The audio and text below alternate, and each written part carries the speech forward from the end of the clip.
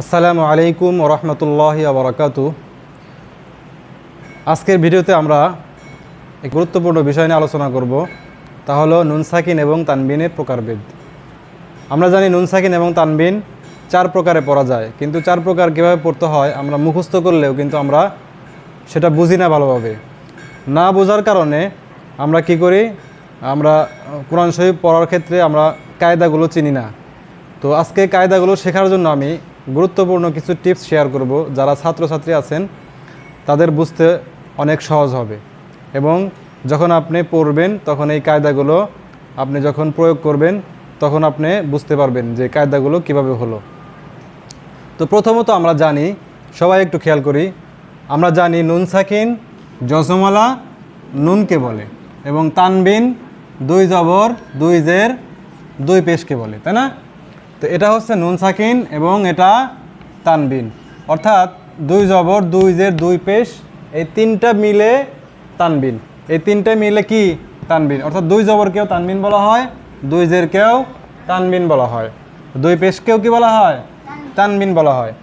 তো আমরা যখন দেখব নুন সাকিন এবং তানবিন, যখন আমরা এই নুন সাকিন এবং তানবিনকে চিনতে পারবো তখন আমাদের কায়দাগুলো চিনতেও সহজ হবে। তো প্রথম কায়দায় আসি। আমরা জানি নুন সাকিন এবং তানবিন চার প্রকারে পড়া যায়। এক নম্বরে কি ইকলাব, তাই না? এক নম্বরে কি ইকলাব। তো প্রত্যেকটা প্রকারের প্রত্যেকটার কি হরফগুলো ভিন্ন ভিন্ন হয়ে থাকে, তাই না? তো প্রত্যেকটা প্রকারের কি হরফগুলো কি ভিন্ন ভিন্ন না? তো ইকলাবের হরফ কয়টি? একটি। কি সেই হরফটি কি? বা, তাই না? ইকলাবের হরফ একটি বা। এখন দেখেন নিয়মটা হলো, তো প্রথমে আমরা চিনছিলাম নুন সাকিন, তাই না? এরপরে তানবিন, দুই জবর দুই জের দুই পেশকে তানবিন বলে। এখন দেখেন এখানে নুন সাকিন, এটা কি নুন সাকিন। নুন সাকিন কাকে বলে? জজমওয়ালা নুনকে বলে। নুনের ওপরে কি জজম আছে, এর জন্য কি এটাকে বলা হবে নুন সাকিন। এবং তানবিন দেখেন এখানে মিমের উপরে কি দুই পেশ না? দুই পেশটা কি তানবিন, তাই না? যদি দুই জবর থাকতো তাহলে কি হতো? তানবিন হতো। দুই জের থাকলে তারপরও কি হতো? তানবিন হতো। এখন নিয়মটা হলো দেখেন, নুনে সাকিন অথবা তানবিনের বামে বা পরে, আমরা বামে বলবো, ঠিক আছে? নুনে সাকিন অথবা তানবিনের কি বামে, বামে কি ইকলাবের হরফ না? ইকলাবের হরফ কি বা। বা একটাই হরফ, তাই না? ইকলাবের হরফ কয়টি? একটি হরফ বা। তো নুন সাকিনের বামে বা এবং তানবিনের বামে বা আসলে, নুন সাকিন অথবা তানবিনের বামে যদি ইকলাবে হরফ বা আসে তাহলে কীভাবে পড়তে হবে? গুন্নার সহিত পড়তে হবে। গুন্নার সহিত কী পড়তে হবে? এখানে মিম পড়তে হবে। এখানে এভাবে একটা মিম থাকবে, ছোট্ট একটা মিম থাকবে।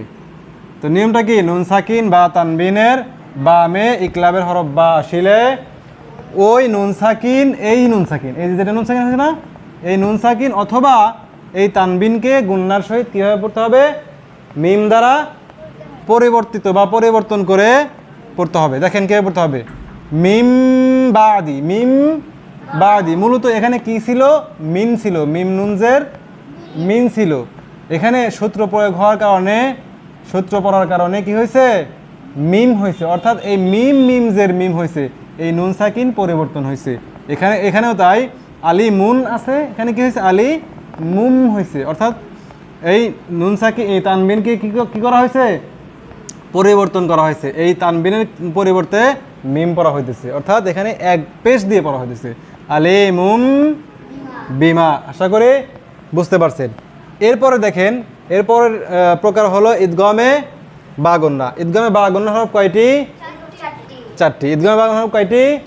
চারটি। ইয়া মিম ওয়াও নুন, ইয়া মিম ওয়াও নুন। এইখানে আমরা কায়দার ক্ষেত্রে এখানে আমরা উদাহরণ দিচ্ছি, উদাহরণে দুইটাই ইয়া পড়ছে, অর্থাৎ ইয়া নুন সাকিনে বামে ইয়া, এখানে তানবিনে বামে ইয়া। এই ইয়া ছাড়াও আরও কয়টি হরফ আছে? আরও তিনটি না?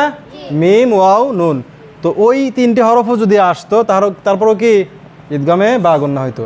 দেখেন এই নিয়মটা হলো কি, নুন সাকিন অথবা তানবিনের বামে, নুন সাকিন অথবা তানবিনের বামে যদি ঈদগামে বা গুন্নার চারটি হরফের যে কোনো হরফ আসলে কি করতে হবে? ওই হরফকে, ওই হরফ কোনটা? এই যে ঈদগামে বা গুন্নার হরফ, কে এই যে ঈদগমে বা গুন্নার হরফকে তাসদিদ দিয়া, এখানে কিন্তু তাসদিদ দেওয়া আছে তাই না? যদি তাসদিদ না দেওয়া থাকতো তাহলে তারপরও কি তাসদিদ দিয়া গুন্নার সহিত পড়তে হবে। বুঝে আসছে? তো নিয়মটা দেখি। নুনে সাকিন বা তানবিনের বামে ঈদগমে বা গুন্নার হরফ আসিলে ওই হরফকে অর্থাৎ ঈদগমে বা গুন্নার হরফকে তাসদিদ দিয়া গুন্নার সহিত পড়িতে হবে। তাহলে কীভাবে পড়তে হবে? মাই ইয়াকুলু, মাই ইয়াকুলু, অর্থাৎ এখানে মাই গুন্না করতে হবে, ঠিক আছে? মাই ইয়াকুলু। এরপরে সানাতাই ইয়াতিহুনা, সানাতাই ইয়াতিহুনা। একটা বিষয় খেয়াল করি, এখানে দুই পেশ আসছিল, এখানে কি দুই জবর আসছে, এটাও তানবিন এটাও তানবিন, তাই না? তাহলে যদি বলা হয় নুন সাকিন কাকে বলে, কি বলতে হবে? জজমালা নুনকে নুন সাকিন বলে। আর তানবিন কাকে বলে? দুই জবর দুই জের দুই পেশকে তানবিন বলে। মনে থাকবে? এরপরে দেখেন, এরপরে ঈদগমে বেলা গুন্না। ঈদগমে বা গুন্না হলো গুন্নার সহিত পড়তে হবে, আর ঈদগমে বেলা গুন্না গুন্না সারা পড়তে হবে। এখন দেখেন, এটা নুন সাকিন তাই না? এটাও কি নুন সাকিন তানবিন, এটা নুন সাকিন এটা তানবিন। এখানে নুন সাকিন বা মে ঈদগমে বেলা গুন্না হরফ আসছে। ঈদগমে বেলা গুন্না হরফ কয়টি? রলাম, দুইটি, তাই না? ঈদগমে বেলা গুন্না কয়টি সবাই বলেন? কি কি? রলাম।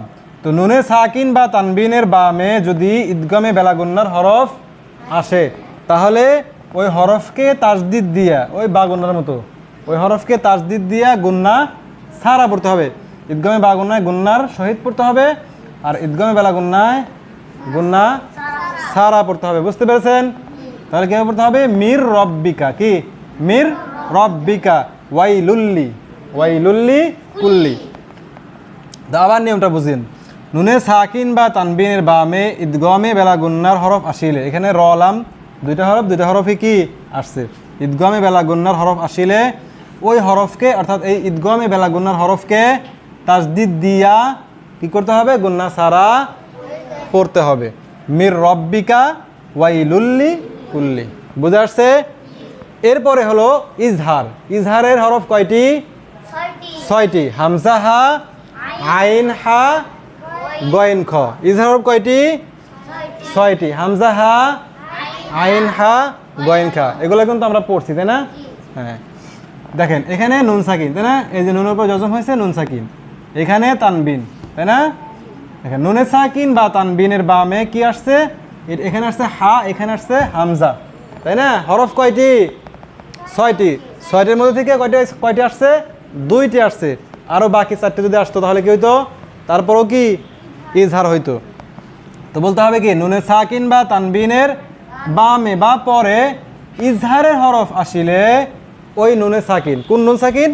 এই যে নুনে সাকিন, এই যে তানবিন, এই নুনে সাকিন এবং এই তানবিনকে গুন্না সারা স্পষ্ট করিয়া তাড়াতাড়ি পড়তে হবে। গুন্না সারা পড়তে হবে, তাই না? তো প্রথম দুইটাই আমরা গুন্না পাইছি, তারপরে দুইটাই কি গুন্না সারা পড়তে হবে, তাই না? ওই নুন সাকিন বা তানবিনকে গুন্না সারা পড়তে হবে। ওয়ান হার, ওয়ান হার। আযাবুন আলিম, আযাবুন আলিম। কোথাও গুন্না হয়েছে? হয় নাই। তাহলে নিয়মটা কি? নুনে সাকিন বা তানবিনের বামে ইজহারের হরফ আসিলে ওই নুনে সাকিনকে অর্থাৎ এই নুনে সাকিনকে এবং এই তানবিনকে গুন্না সারা স্পষ্ট করিয়া তাড়াতাড়ি পড়িতে হবে বা পড়িতে হয়। উচ্চারণ কি হবে? ওয়ান হার, আযাবুন আলিম, আযাবুন আলিম। এরপরে ইকফার হরফ। বলেন তো ইকফার হরফ কয়টি?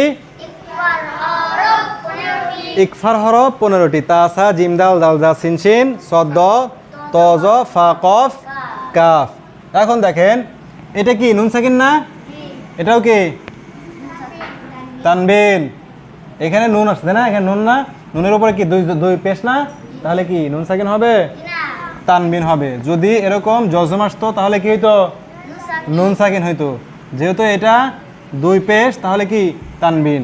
তো এখানে কি নুন সাকিন বা তানবিনের বামে ইকফার হরফ আসিলে, ইকফার কয় হরফ?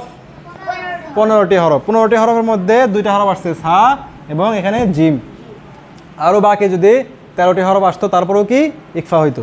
তো নুন সাকিন বা তানবিনের বামে ইকফার হরফ আসিলে ওই নুনে সাকিন, কোন নুন সাকিন? এই নুন সাকিন বা তানবিনকে গুন্নার সহিত পড়িতে হয় বা ইকফা করিয়া পড়তে হয়। ইকফা অর্থ কি? গুন্না করা। তো গুন্না করিয়া পড়িতে হয়। নুনে সাকিন বা তানবিনের বামে ইকফার হরফ আসিলে, অর্থাৎ ইকফার 15টি হরফের মধ্যে যে কোনো হরফ আসিলেই কি করতে হবে? ওই নুনে সাকিন বা তানবিনকে গুন্না করিয়া পড়িতে হবে। বুঝা আসছে? মিং সামারতিন, কি? মিং সামারতিন, মিং সামারতিন। এরপরে আইনুং জারিয়া, আইনুং জারিয়া, আইনুং জারিয়া। তাহলে আমরা ওই নুন সাকিন বা তানবিনকে কি করলাম? গুন্না করিয়া পড়লাম, তাই না? এবার দেখেন আরেকটা নিয়ম, একেবারে সহজভাবে বোঝার ক্ষেত্রে সহজ একটা নিয়ম, যে যেখানে নুন সাকিন এবং তানবিন হবে সেখানে কি হবে? কায়দা হবে। বলছিলাম না আগে? বলছিলাম যেখানে নুন সাকিন এবং তানবিন হবে সেখানে কি হবে? কায়দা হবে। কায়দা চেনার জন্য কি করতে হবে? আগে নুন সাকিন এবং তানবিনকে চিনতে হবে, কোনটা নুন সাকিন কোনটা তানবিন। নুন সাকিন এবং নুন সাকিন এবং তানবিন চেনার পরে যেখানে আসবে নুন সাকিন এবং তানবিন যেখানে আসবে সেখানে বুঝতে হবে কি একটা কায়দা হয়েছে। সেই কায়দা চেনার জন্য নুন সাকিন এবং তানবিনের যে পরের হরফ আছে সেই হরফটা দেখতে হবে। সেই হরফটা যার হবে কায়দাও কি তার হবে। হরফ যার কায়দাও তার। মনে আছে নাকি? নুন সাকিন এবং তানবিন হবে যেখানে, কায়দা হবে সেখানে। যদি কায়দা জানতে চাও পরের হরফ দেখে নাও। মনে করেন এখানে নুন সাকিন আসছে, তো এই কায়দাটা আমার জানা নাই, কি করতে হবে? বাম পাশের যে হরফ আছে এটা দেখতে হবে। বাম পাশে কিসের হরফ? বা কিসের হরফ? ইকলাবের হরফ। তাহলে এটা কি কোন কায়দা হবে?